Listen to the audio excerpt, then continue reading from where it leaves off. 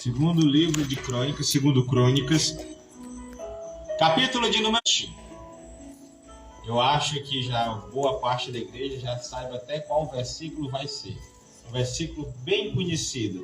Quero convidar a igreja a ficar de pé nesse momento para a leitura desse versículo, amada igreja do Senhor.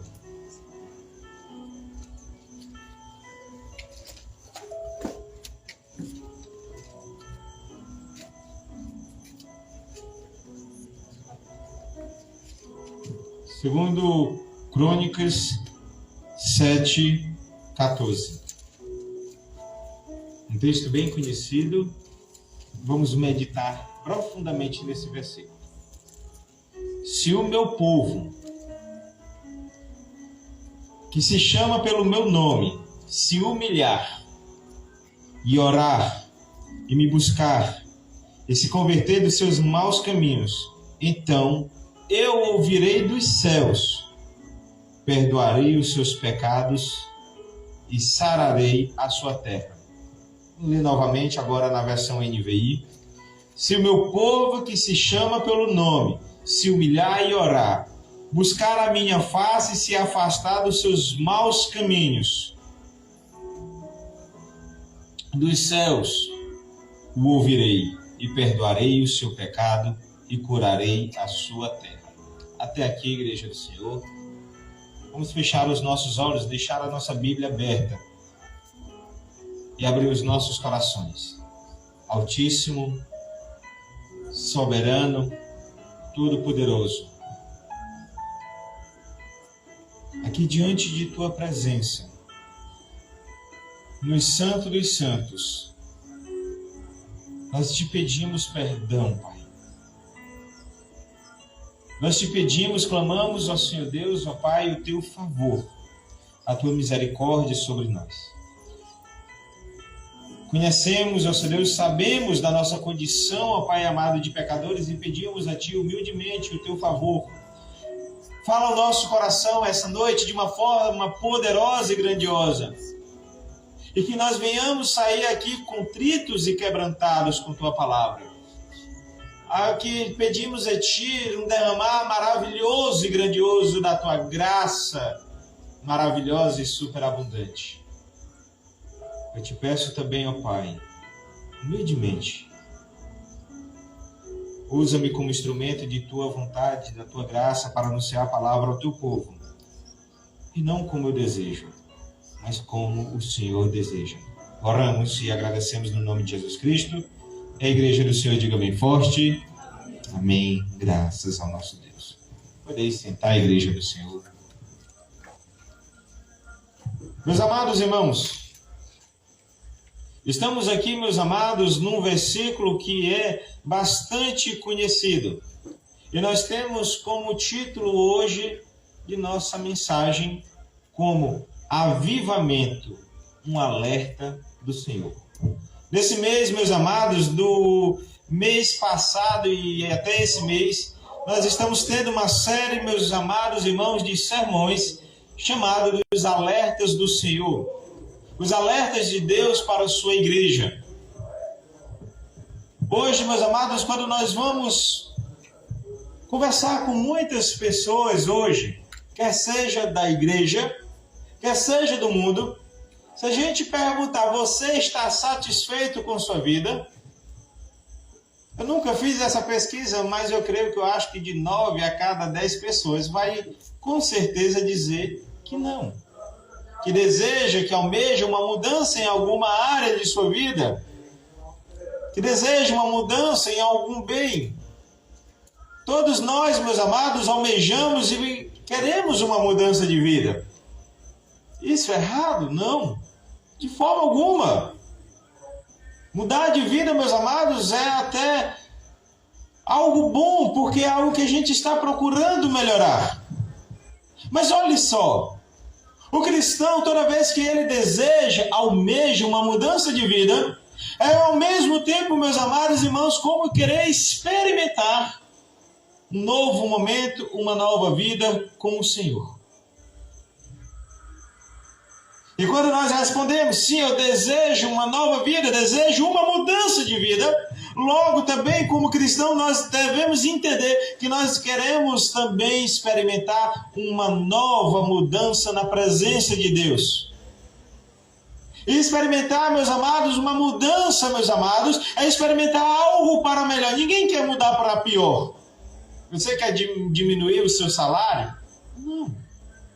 Você quer diminuir a potência da sua moto para uma moto mais baixa? Logicamente que não. A gente sempre quer algo mais. Você quer diminuir? Vou vender meu carro novo, meu carro aqui, esse aqui, e comprar um bem mais velho. Não, a gente tem tendência a sempre querer melhorar. Da mesma forma, nós cristãos, nós devemos entender que a nossa, meus amados irmãos, tendência é sempre querer melhorar espiritualmente. E isso, meus amados, nós temos como uma palavra avivamento. Avivamento. Mas o que seria avivamento, meus amados? Avivamento trazendo, meus amados irmãos, num conceito, meus amados, trazendo num conceito teológico, num conceito, meus amados irmãos, bíblico, é como se fosse um despertar espiritual de Deus na vida de uma pessoa, na vida de um grupo de pessoas, na vida de um povo determinado ou de uma nação. Deus ele pode trazer um despertar, meus amados, um crescimento espiritual na vida de uma pessoa. Ele pode pegar uma pessoa num ambiente e mudar somente ali, meus amados, trazer um fervor, um crescimento espiritual. Da mesma forma como ele pode pegar um grupo de pessoas, meus amados, e na história nos registra, meus amados, os irmãos Wesley, que futuramente foram os fundadores da igreja metodista, ali começou um avivamento por um grupo de pessoas. Ou então por um pequeno povo, meus amados, como os moravianos, onde até hoje, meus amados, existe a torre de oração, meus amados, onde eles oram 24 horas por dia, 365 dias por ano. Ou então por uma nação como no país de Gales, meus amados, ou na Inglaterra com os puritanos. O avivamento pode ser individual, pode ser num grupo de pessoas, pode ser, meus amados, num povo ou numa nação. Também um avivamento, meus amados, pode ser numa igreja local. Deus trazer, meus amados, um crescimento espiritual grandioso. E podemos ver, meus amados, nos Estados Unidos, com o pastor Jonathan Edwards, onde toda a sua congregação, ali onde ele pastoreava, respirou, meus amados, por algum tempo, um avivamento grandioso. E o avivamento, meus amados irmãos, é um processo espiritual motivado, meus amados, gerado por Deus em nossas vidas. Não somos nós os causadores do avivamento. Não somos nós os sujeitos que causam o avivamento. Mas isso não impede da gente buscar. Não impede da gente pedir, da gente clamar. A gente pede, busca e clama. E quem vai operar esse avivamento, ou seja, essa transformação, nos fazer, meus amados irmãos, cada vez mais próximos à imagem de Cristo. Fazer com que nós possamos viver mais o Evangelho de Deus, respirar, transpirar, meus amados irmãos, as Sagradas Escrituras em nossas vidas.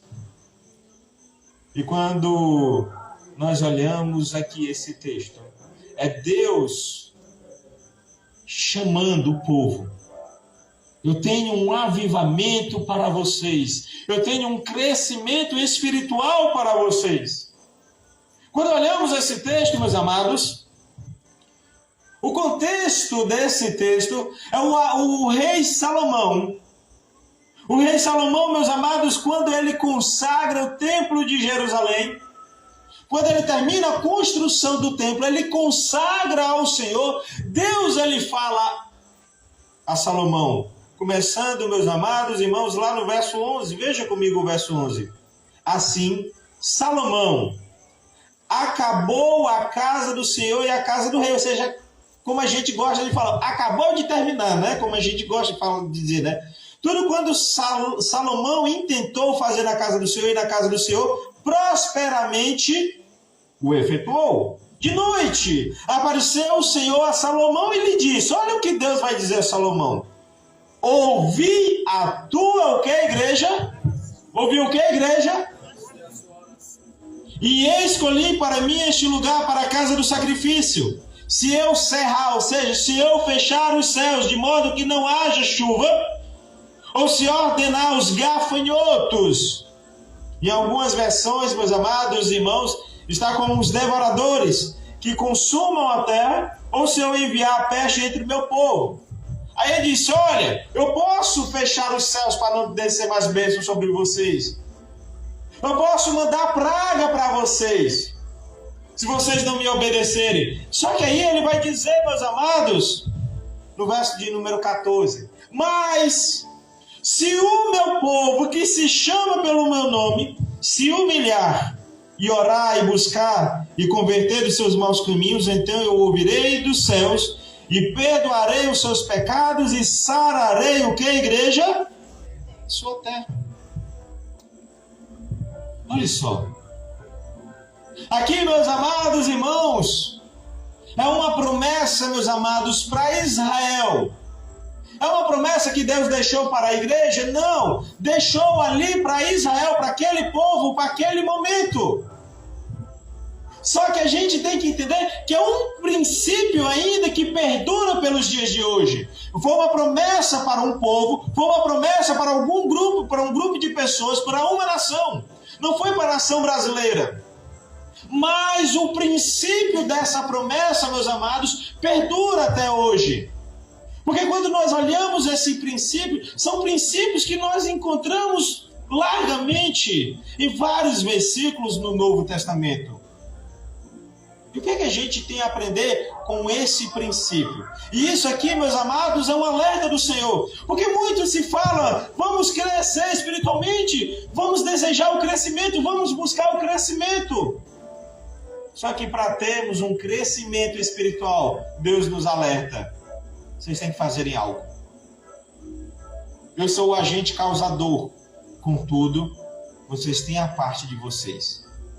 São as bênçãos condicionais. Deus nos abençoa conforme que a gente faz. E Deus disse, eu tenho um avivamento, eu tenho um derramar.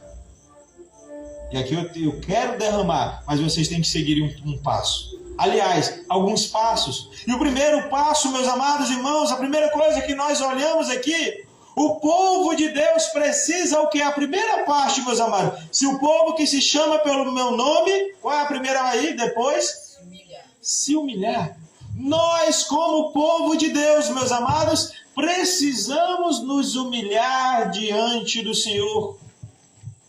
A restauração de Deus que emana, que desce dos céus, só começa quando o povo de Deus se humilha.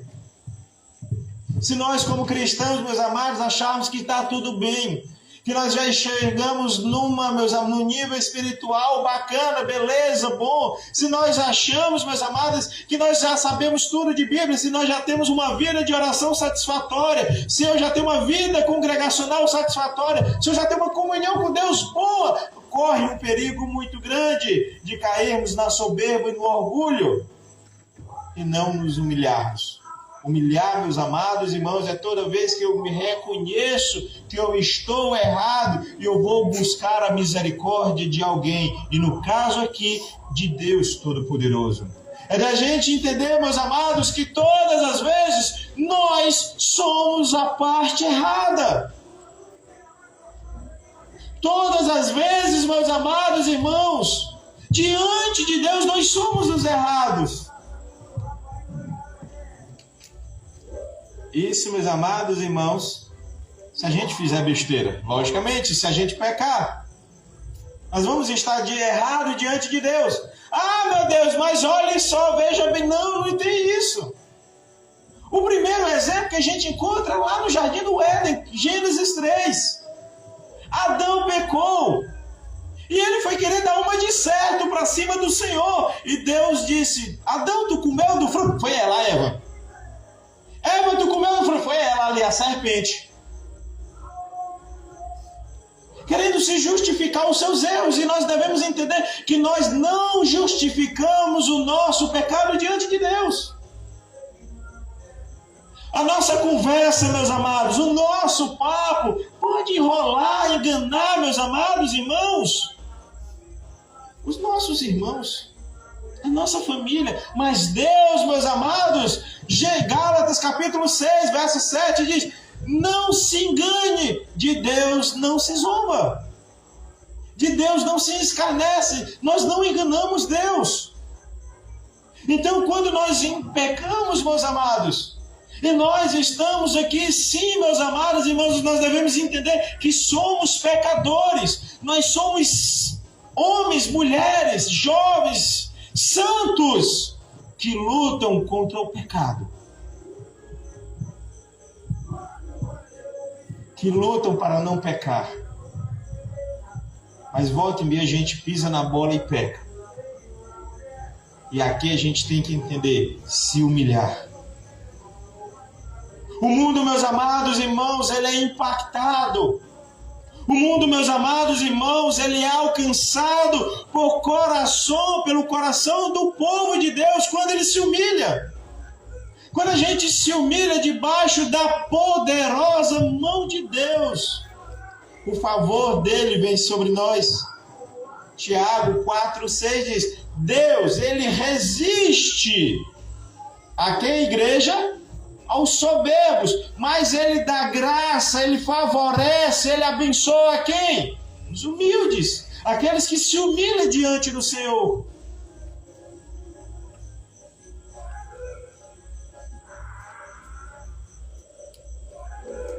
Se nós formos sinceros, meus amados, toda a nossa oração no fim da noite tem que ser uma oração pedindo perdão.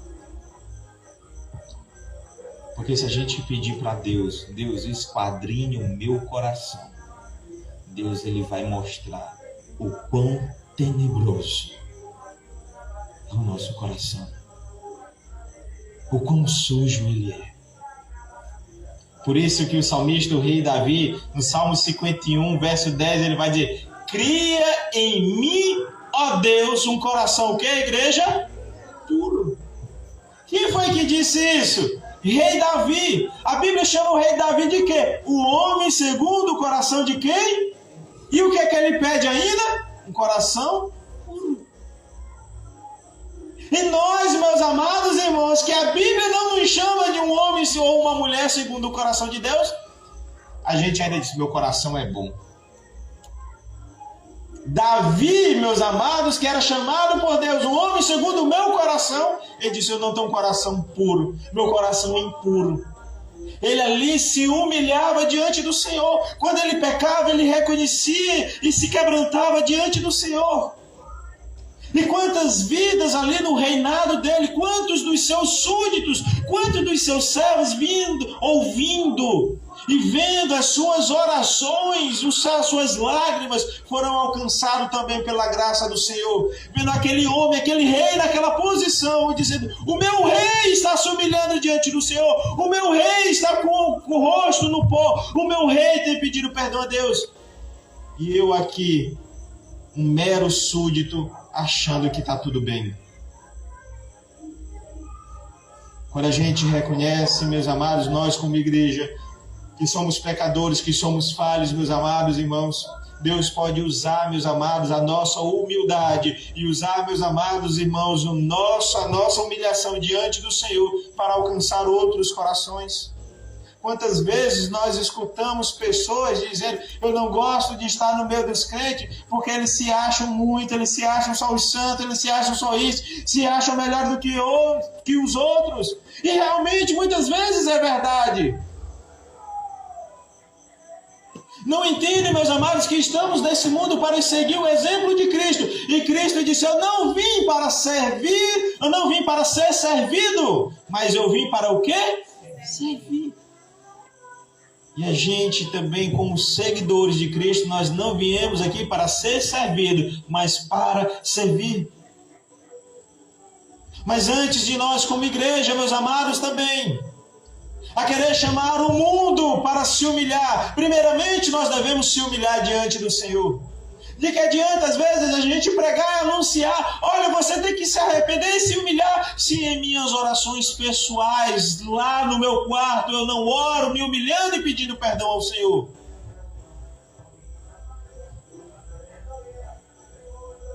Nós devemos entender como o texto que nós lemos aqui inicialmente em 1 Pedro 4,17, quando Pedro vai dizer que o julgamento vai começar primeiramente pela casa de quem? De Deus. O julgamento do Senhor vai começar primeiramente por nós, não será pelos ímpios.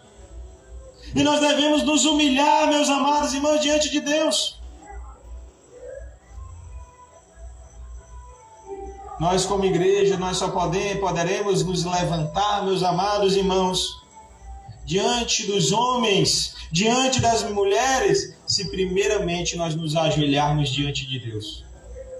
Nós só podemos nos levantar para anunciar o Evangelho se nós nos humilharmos diante de Deus. É o que João Batista nos diz, meus amados irmãos, que ele cresça e que eu, que a igreja, diminua. Nós não podemos ser contraditórios em querer que o mundo se humilhe, de pegar essa passagem, levar para o mundo e dizer, olha, vocês têm que se humilhar, se nem a casa do Senhor tem se humilhado, se nem a casa de Deus, meus amados, tem se prostrado, se nem a casa de Deus tem pedido perdão, se nem a casa de Deus reconhece os seus pecados.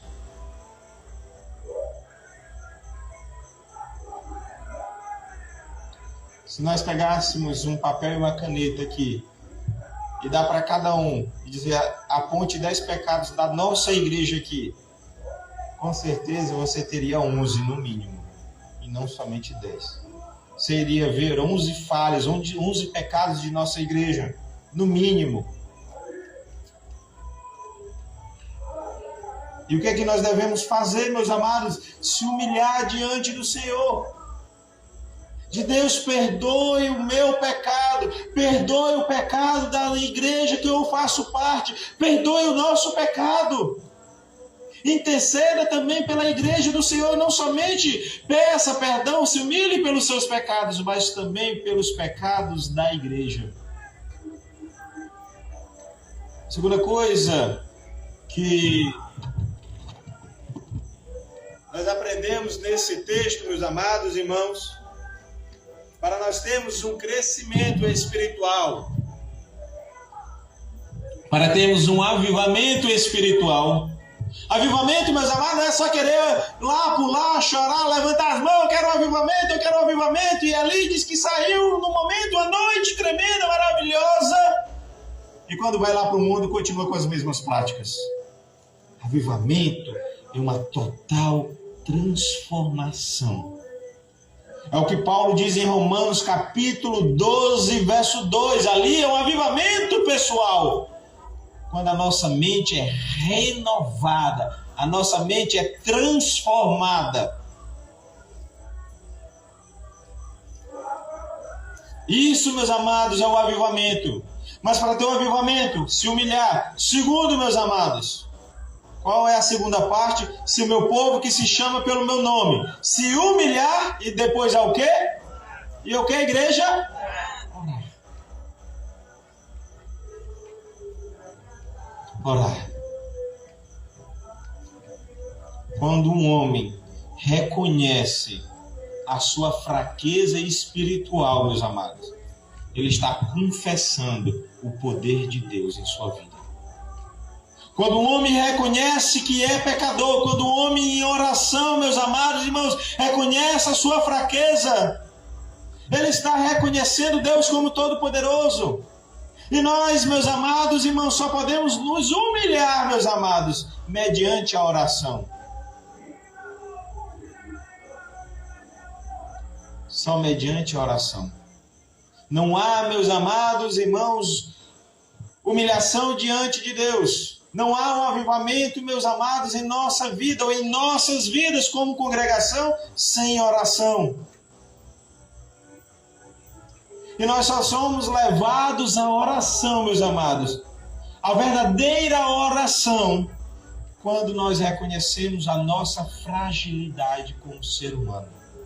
A nossa fragilidade como ser humano, a nossa fragilidade espiritual nos impulsiona, nos leva a orar ao nosso Deus Todo-Poderoso. Porque a gente reconhece que tudo que nós temos não vem de nós, mas é dado por Deus. O que nós somos não são méritos nossos, mas é uma poderosa mão de Deus estendida sobre nossa vida, nos sustentando. É a graça de Deus em nossa vida, é o Espírito Santo nos iluminando e a palavra de Deus nos conduzindo pelo caminho certos. Mas isso, meus amados irmãos, tem que vir com oração. E todos aqueles que se humilham diante do Senhor, meus amados, buscam a Deus em oração.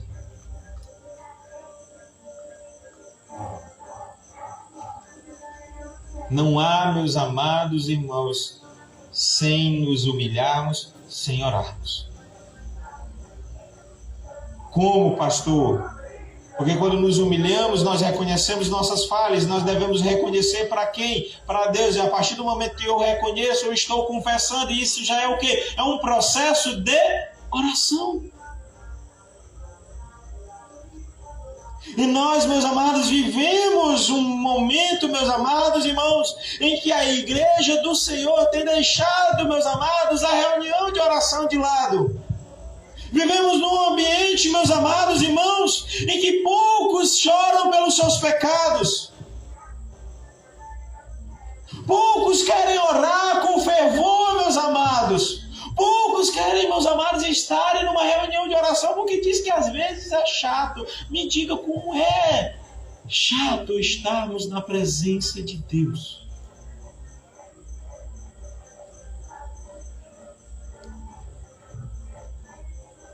Se você acha chato estar na presença de Deus orando, você vai estar no pior lugar possível, que será o céu. O melhor lugar para quem acha o céu, a oração chata, é o inferno e não o céu. Porque a oração também a gente adora o Senhor. E nos céus nós vamos ter o quê? Adoração. Nós vamos estar, meus amados, entoando cânticos de louvor e adoração. Nós estaremos glorificando o nosso Deus Todo-Poderoso. Nós devemos entender, igreja, abra bem, minha igreja, o seu coração, entenda que a oração abre o caminho para a cura. A oração pavimenta a nossa vida para um avivamento espiritual. A oração abre, meus amados, as portas da restauração espiritual em nossa vida. Nós precisamos estarmos prostrados diante de Deus, orando, buscando o auxílio do alto. Certo homem de Deus, Charles Spurgeon, disse: você não consegue orar agora? Então ore até conseguir orar.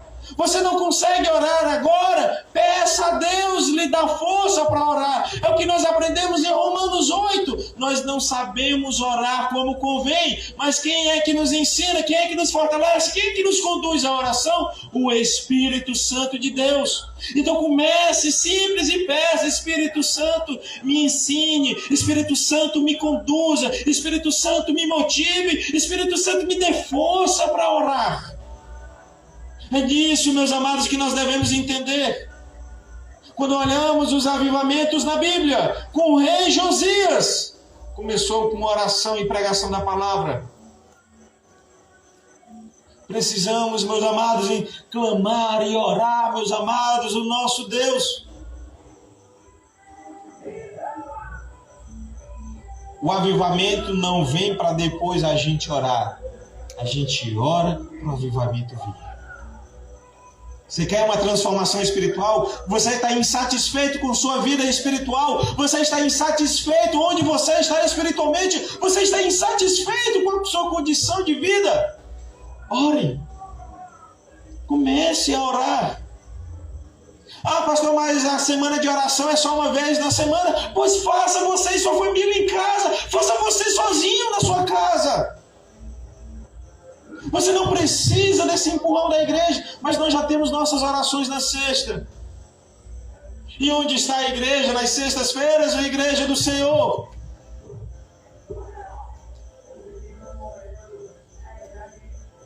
Se dissermos, igreja, depois da oração vamos fazer um churrasco, vamos fazer um comes e bebes, a igreja toda aparece. Igreja, nós vamos passar só de joelho. Poucos aparecem. E ainda às vezes dizem, pastor, quando você chegar na oração, ore por mim por esse propósito. Pastor, peça para a igreja orar por mim por esse propósito.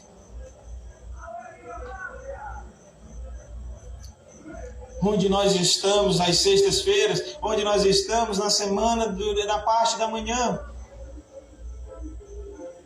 Nós precisamos, meus amados, entender isso, meus amados irmãos. E não é qualquer tipo de oração.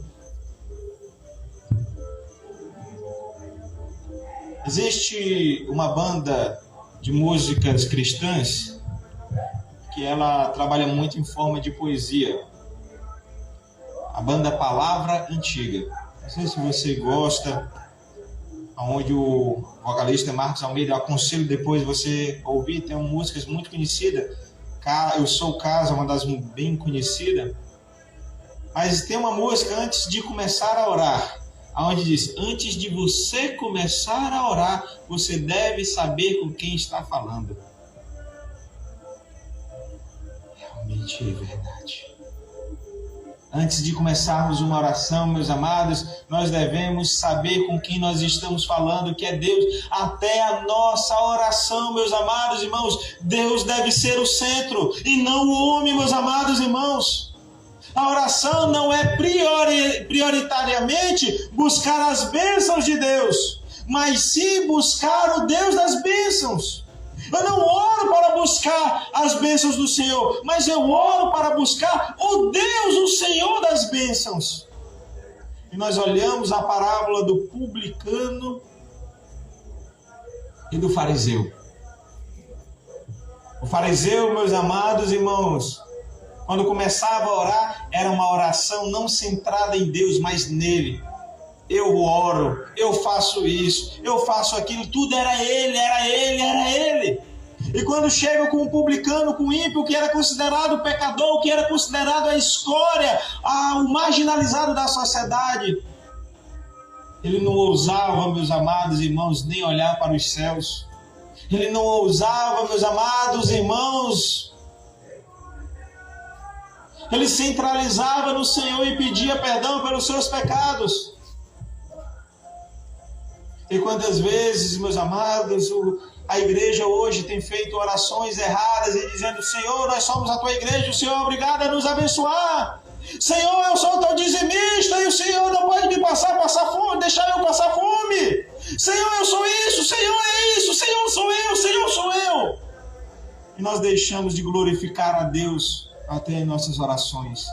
E devemos entender que toda a nossa vida, meus amados, nós devemos glorificar a Deus. É o que diz em 1 Coríntios 10:31, quer comais, quer bebais, ou quer faça qualquer outra coisa, faça tudo para a glória de quem, igreja? De Deus. É por isso que também a igreja, muitas pessoas deixam de experimentar um avivamento, uma transformação, porque oram bastante, mas oram de forma errada.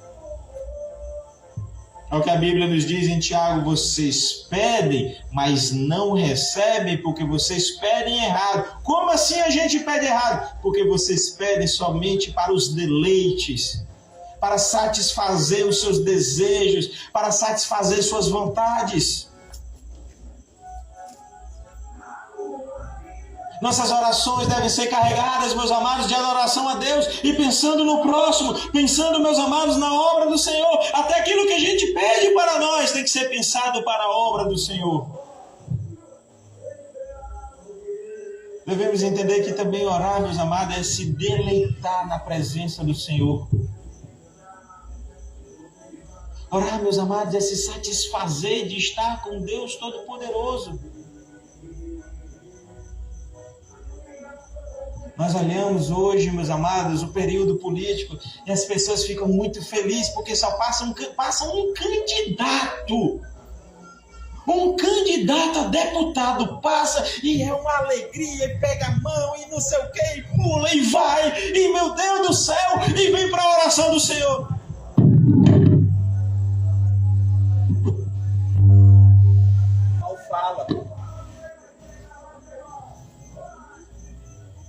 mal expressa a sua oração em palavras, em gestos. Quantas pessoas da igreja do Senhor, quantos crentes estão, meus amados irmãos, nesse exato momento que poderia estar na casa do Senhor adorando, poderia estar nos outros dias em reunião de oração, mas estão lá pulando, glorificando um candidato. E alegre e tudo, e publica, e vai e pula, e quando chega o câmera lá para filmar, com a bandeirinha, com a faixa, com o santinho.